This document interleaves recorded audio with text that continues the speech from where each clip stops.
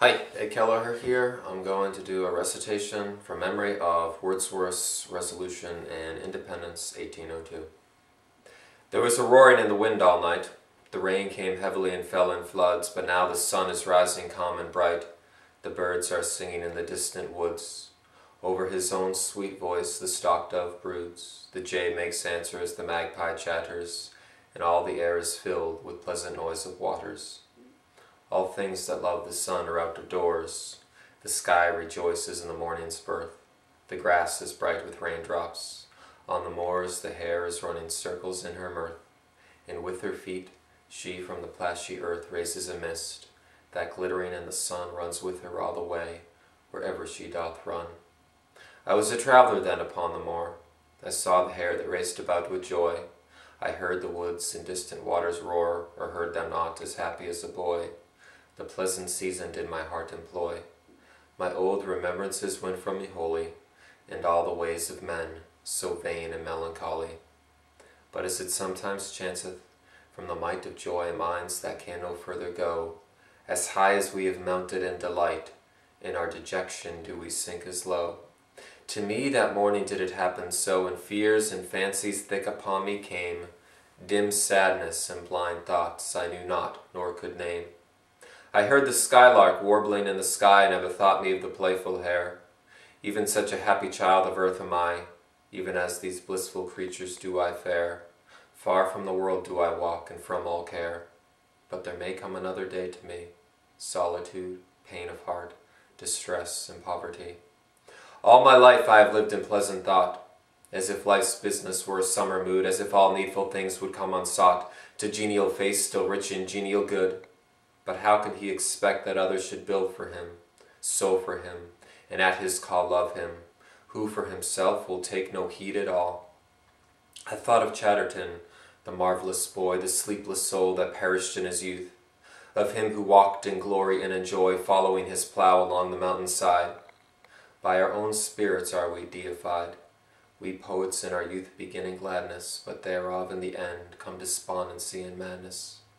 Now whether it were by peculiar grace, a leading from above, a something given, yet it befell that in this lonely place, when I with these untoward thoughts had striven, beside a pool bare to the eye of heaven, I saw a man before me unawares, the oldest man he seemed that ever wore grey hairs.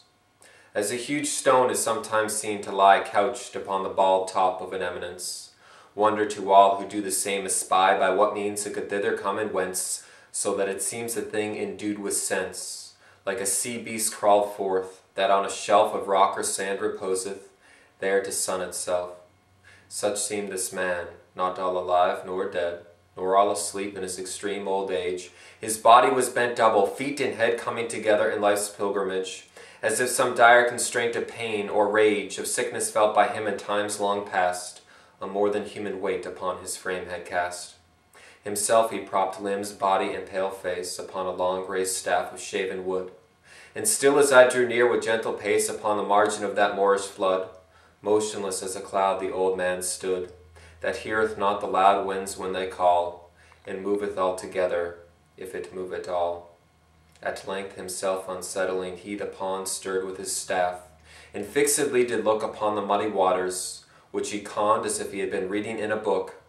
And now a stranger's privilege I took, and drawing to his side to him did say, This morning gives us promise of a glorious day.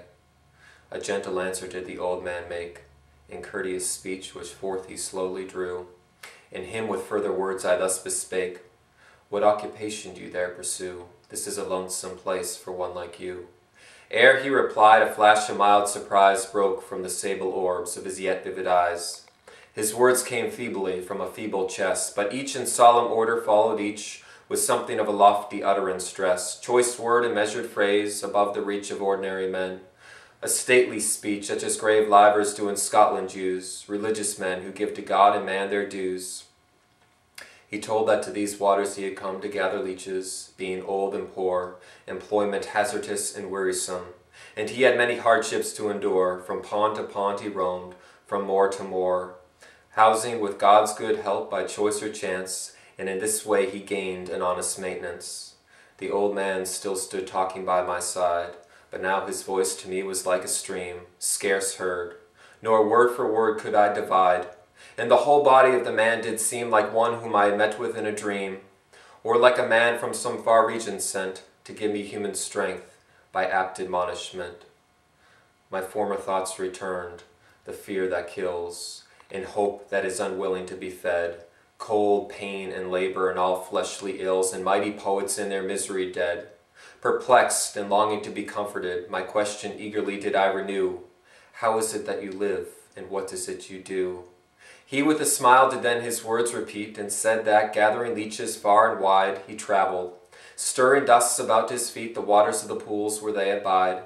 Once I could meet with them on every side, but they have dwindled long by slow decay.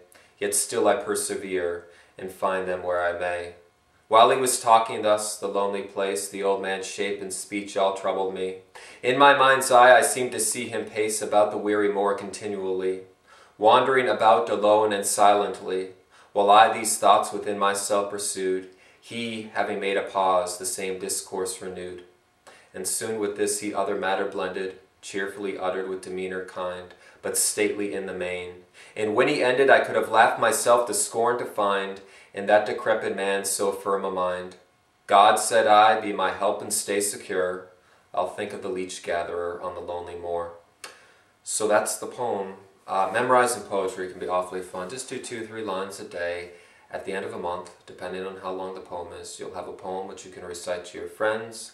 And if your friends won't listen to you, if they're not good people, or they just don't care for poetry, then just recite the poem out loud to yourself as you walk through the city. I would suggest, however, getting one of those absurd earpieces so you can talk to yourself and people will just think you're talking to a friend or a boss. They won't think that you're insane.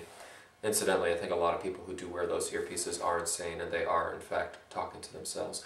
So that's the poem, Wordsworth. Read him, especially in the spring. He's always great, the poet of nature. Until next time, bye.